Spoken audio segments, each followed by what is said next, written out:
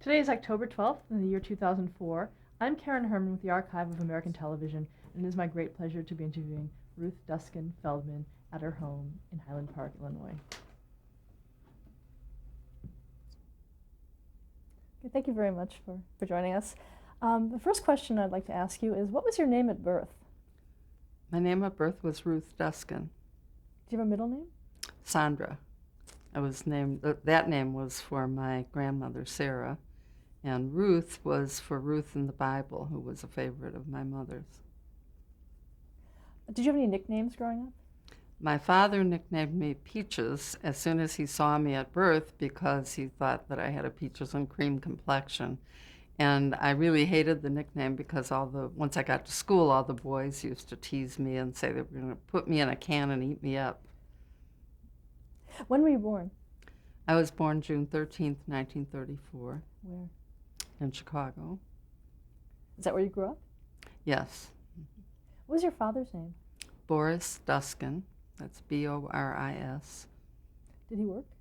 He was a teacher, a high school teacher of chemistry, and he worked in the Chicago public school system for most of his life. I think he started teaching in a little town called Batavia before he was able to pass the exams or whatever they had to do to get into the Chicago system. But then he was a very popular and successful chemistry teacher in several Chicago schools during his career. When you were little, did he bring his work home with him? Is it something that you were interested in? He didn't really do that, but there were a lot of chemistry books in our bookcases in the living room. And once when I was, I don't know, maybe about 8 or 9 years old, I started just rummaging through the bookshelves. My parents were asleep on a Sunday morning, and I was looking for something new to read and happened to take down a chemistry book of all things and got interested in it. And so I used to ask my father to tell me about things or to give me chemical equations to solve. And then sometimes he did bring home experiments that we could do together in the kitchen sink. What was your mother's name?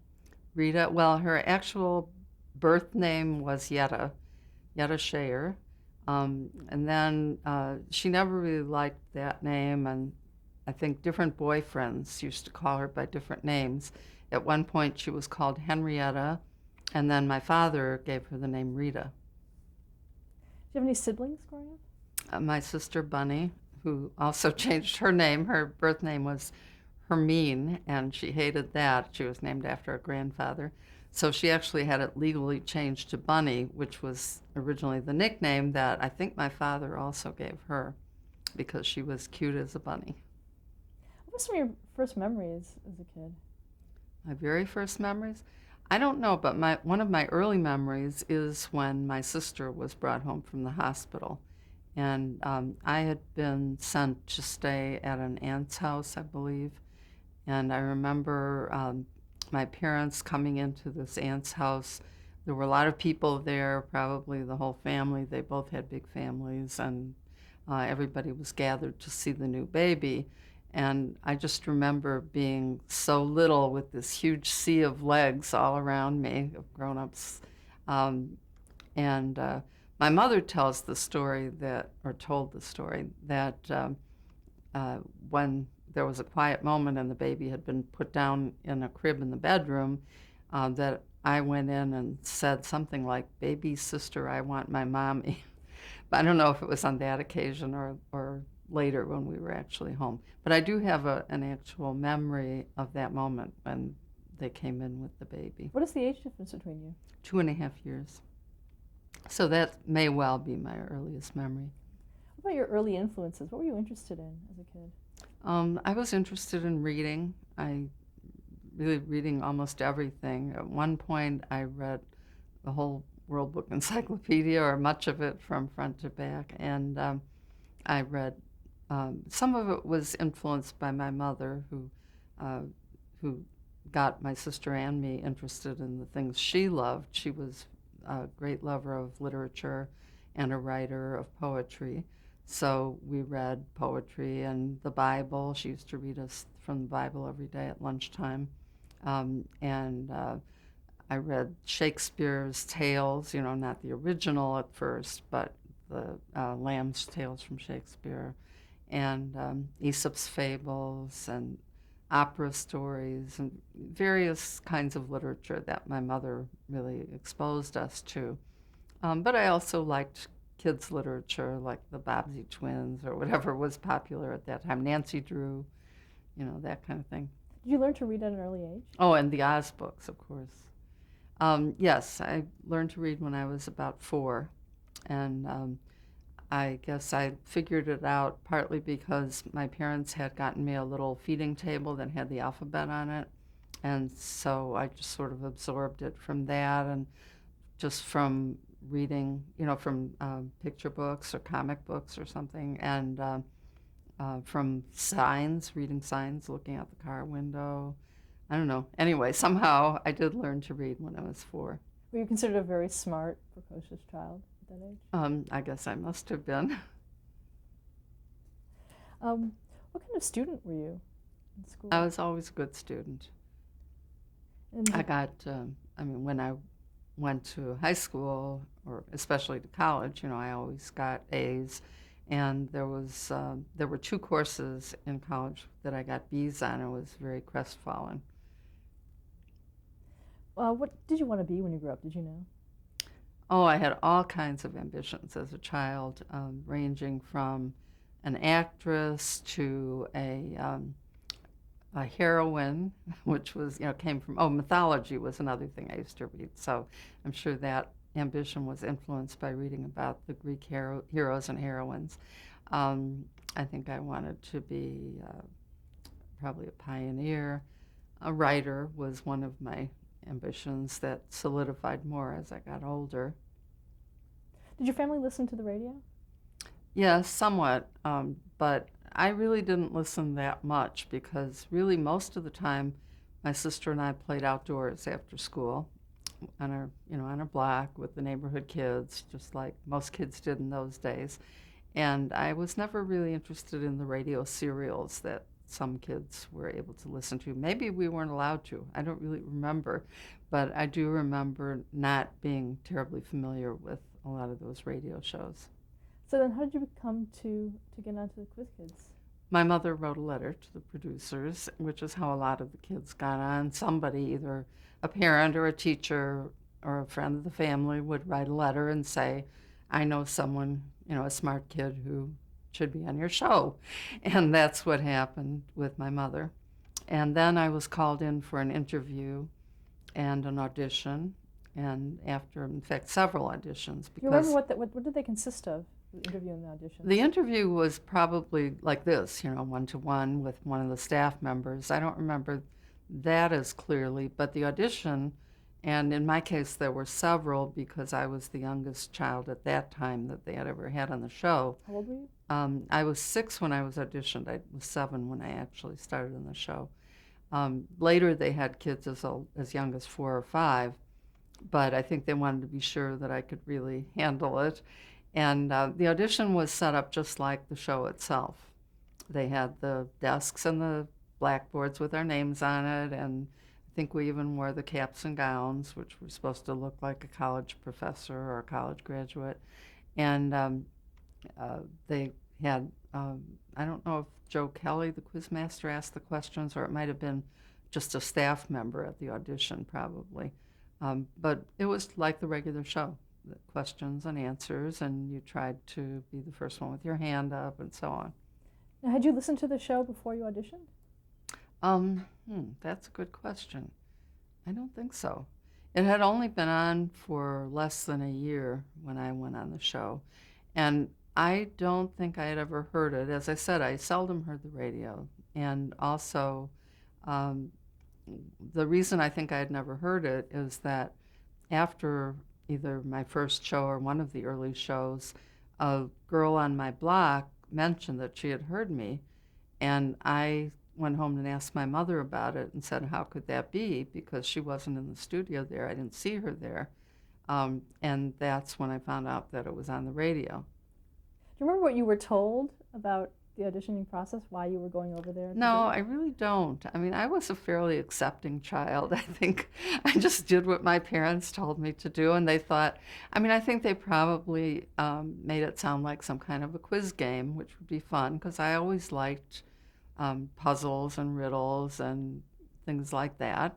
And I think they probably just made it seem like a fun game that I was going to get involved in. And after the audition, what do you think the producers saw in you that you were able to get on the show? Well, I guess people said I was cute in those days, and I was a girl, and they had a lot of trouble finding girls who were not girls who were smart, but girls who were um, comfortable in public answering questions and competing with boys, and that, I guess, was fairly rare in those days. So that was certainly one of the things they were really looking for, a girl, and especially a little girl who would be cute and still be able to show, that she knew things. Um, and so I don't know. I guess those are the main things, but you'd have to ask them. How did you find out that you were accepted on the show? My family got a letter, which I think I quoted in my book, which just said that on such and such a date, I think it was November 19th, 1941, that I would be on the Quiz Kids panel and that we should be at the Merchandise Mart in a certain studio at a certain time, and that was how I found out. I think also, though, they always announced the names on the program of the kids that were going to be on the next week, and my parents probably were listening because they knew that one of these programs I would be on. I don't know whether I actually listened to it, but that's how my family found out. Now, how did the show work once you were there? What was the...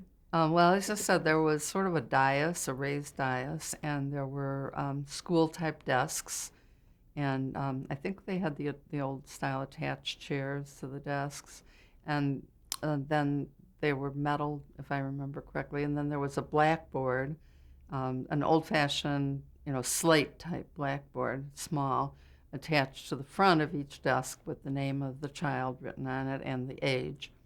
And then there were 5 kids on each program usually, except when we traveled out of town. Occasionally there were only 4. There would be 5 kids, and they would each be wearing a black cap and gown, like, supposedly to make us look like professors or PhDs or something like that.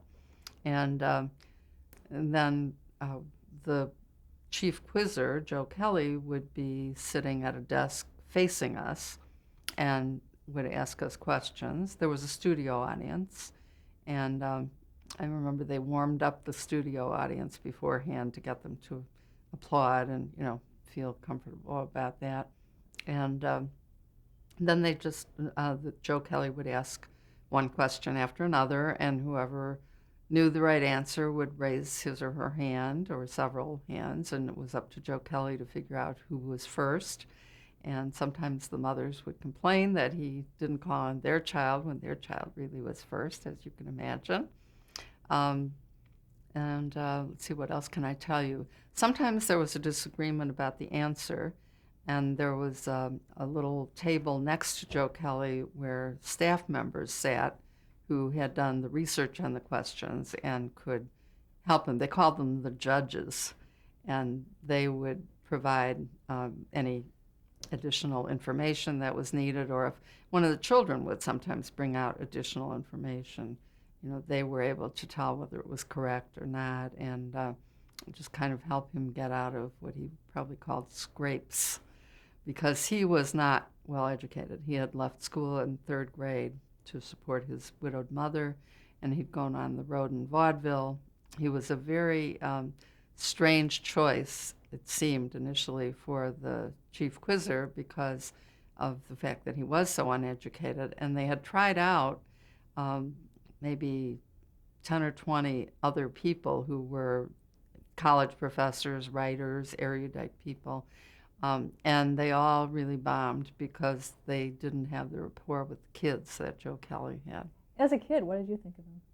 Oh, I thought he was fun. He was an Irishman. He had big cheeks and big round cheeks, and I think a red nose, if I remember correctly, and a great sense of humor. And he was always self-deprecating, and he knew how to use the kids as foils, or himself as a foil for the kids, rather, um, and purposely made himself look kind of stupid to show the kids off as being smart.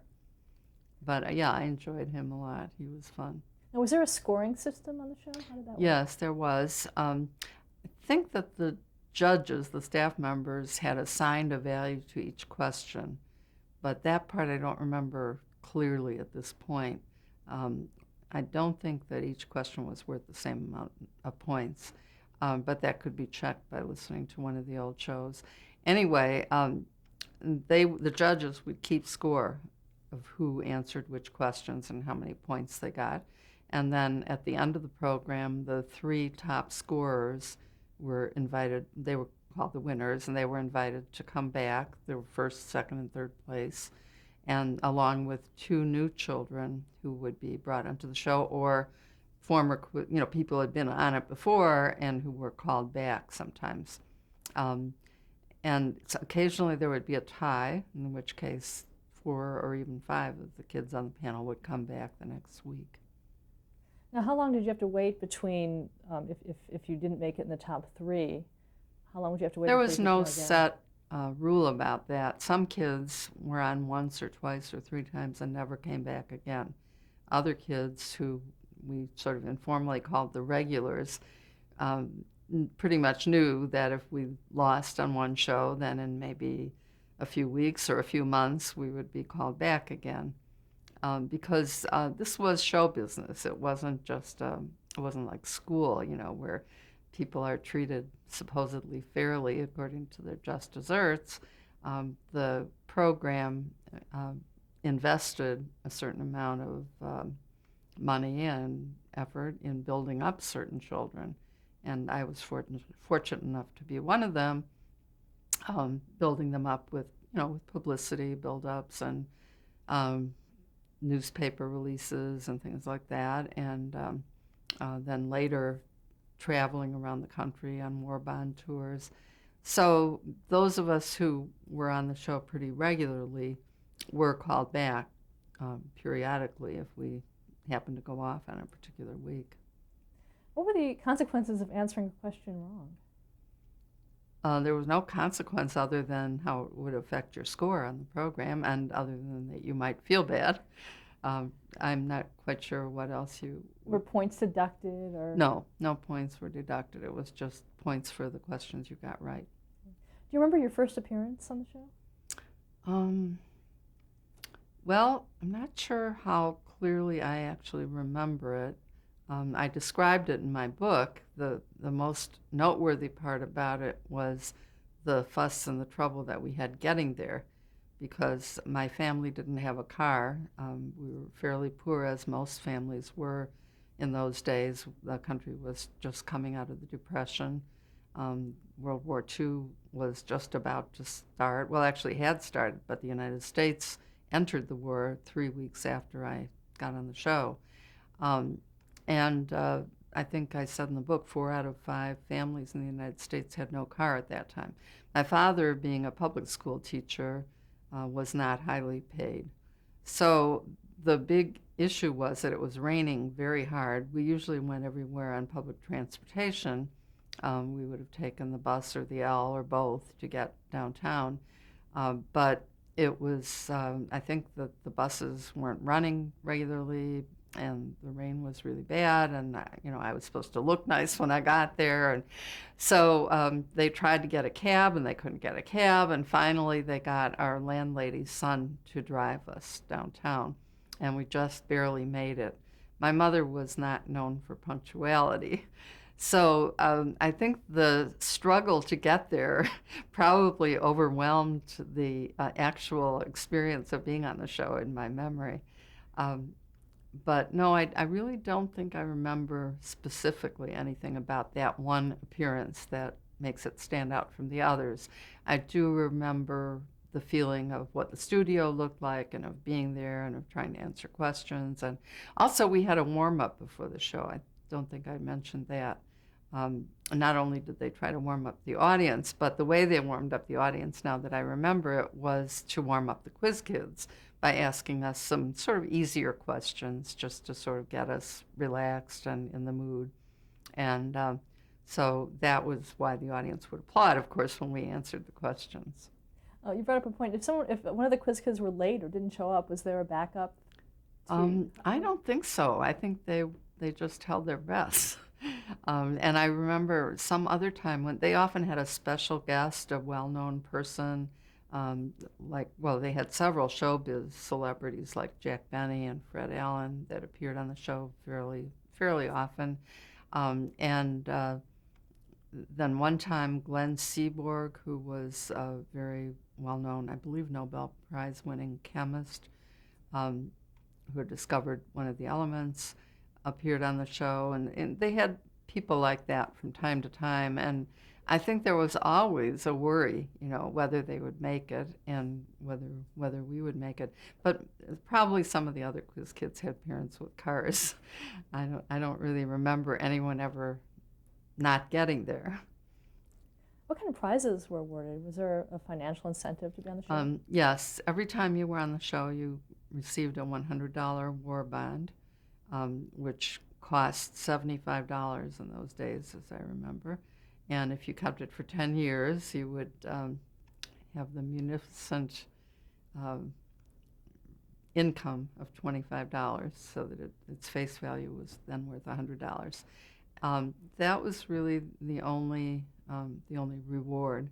And in those days, that was a lot of money for many of us. Most quiz kids like me came from lower middle class homes and didn't really have a lot. And the bonds were supposed to be saved for our college education. That was the whole idea of the show. The show was really pitched somewhat idealistically toward raising the status of learning in our culture, and especially encouraging children to want to learn. And so the idea of the bond being saved for our future education fit in with that. In reality, were they? In some cases they were, in some cases they weren't. In my case, my parents, as I said, were not well off, and when I started having to travel with the program, there were travel expenses. Well, I guess our travel expenses were probably paid, but I don't remember that for sure. But certainly my clothing, had to be a little better than what I would have normally had, and they had certain other expenses connected with the show. But my money was put into a trust, and it was administered by a court. And so when they needed to draw on it, they had to petition the court and show that it was necessary, for the interests of my continuing on the program and so on. Once I think they drew some of the money out to send my sister and me to a summer camp, which they convinced the judge was for our education in a sense, for educational purposes, or at least for developing the whole child. But a lot of it was left over by the time I got to college. Not enough to pay for my whole tuition, though. Did you have any dealings with the sponsors themselves? Yes, we did see people from the sponsor from time to time, and also from an advertising agency called the Wade Agency that represented the show. And, I would see some of these people, and I never quite knew as a child what their roles were, but I think we did occasionally see them. Really more the advertising agency than the sponsor itself. I don't remember anyone from Alka-Seltzer or from One A Day of Vitamins, which were the two sponsors throughout the most of the run of the show. But I do remember people from the Wade Agency. Did you interact with them? A little bit, the way a child would interact with an adult that you don't know very well. I remembered a few of them even years later, but not well. Mainly we interacted with the staff members. The adults that we interacted with were the staff members, and we did know them pretty well, at least those of us who went on the trips, because they also went on the trips. And so people like John Llewellyn, who was one of the main producers of the show and who unfortunately died fairly young, um, Rachel Actually, let's Stevenson. talk about John Llewellyn. What was he like? He was very nice and very intelligent. Um, I'm trying to remember what I can really tell you about him as a child. I have a better memory of him later when I got a little older. He was producing another quiz show with starring Bergen Evans as the quiz master. Um, in fact, a couple of different shows. One was called Super Ghost, and I think the other one was It's About Time, if I'm not mistaken. And I was on both of them, I think, or certainly at least one. I know I was on Super Ghost because since John Llewellyn was involved, and I think Rachel Stevenson was as well, they were trying to think of people to call as contestants, and they thought of me because I was then at Northwestern. I had graduated from the Quiz Kids program, and they thought, oh, wouldn't it be fun to bring a former quiz kid on this show? So I was on that a few times, and apparently I didn't go over that well, mostly because of appearance. I had grown up to be not quite as cute as when I was a little child, and I have sort of a square face, and it just, for some reason, didn't look good on TV. And most of the time that I was on the show as a child, of course, was on radio. I was on TV a few times when I think it's the show went on television during my last year or two as a quiz kid, so I was on it several times during those years. But anyway, by the time I came on it as a panelist on these shows, somebody up there, not John Llewellyn, decided that I wouldn't quite cut it. So first they hired a fashion designer to design clothes for me, and I couldn't wear my own clothes. I had to wear the clothes that she gave me to wear.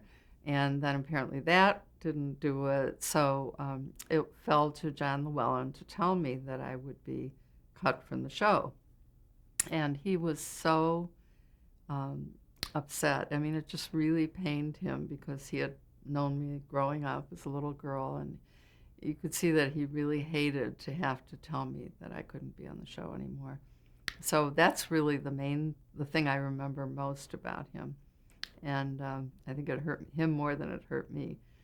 Um, in terms of, during childhood, I'm trying to remember whether there's anything. I know that the mothers who used to accompany us on the trips would often sort of pal around with the staff members. Sometimes they'd go out for a drink or, sit together on the train. And my mother knew them obviously better than I did. Did they talk about their children's strengths and weaknesses with the producers, or was there any kind of I don't want to say kind of a camaraderie that helped the producers Well, run the the show? producers would sometimes ask a parent whether the child had read such and such a book, or or more likely, what's she been reading lately. They wanted to sort of keep up. When we first were when I first applied for the show, I had to fill out a long questionnaire in which I listed my favorite books and my interests and just all kinds of things about me. And they used that as the basis for knowing what kinds of questions each child might be likely to be able to answer. And so they sort of tried to keep up by asking our parents from time to time, about what we were learning in school or whether our interests had changed. At one point, when, as I said, I got interested in chemistry, of course, the staff found out about that, and from then on, there were a lot of chemistry questions on the show. They were in business to make the show entertaining, and it wouldn't have been entertaining if the kids couldn't answer the questions. So naturally, they tried to ask questions that particular panel of kids would be likely to be able to answer. Were the kids ever coached in that sense? Not given directly. the answers? Not directly. No, it was more this kind of thing where we were asked. I mean, our parents were asked about what we'd been reading. Once in a while, somebody would call up my mother and give a little bit more direct hint, like, has Ruthie read such and such a book, or does she know the clowns in Shakespeare? I think that was in my book. I gave that example. Didn't happen very often. And of course, naturally, my mother would say, "Oh, let's just review the clowns and Shakespeare," you know. So a little bit of that went on, but nothing anywhere near the magnitude of the later quiz scandals. Stop there to change the tape.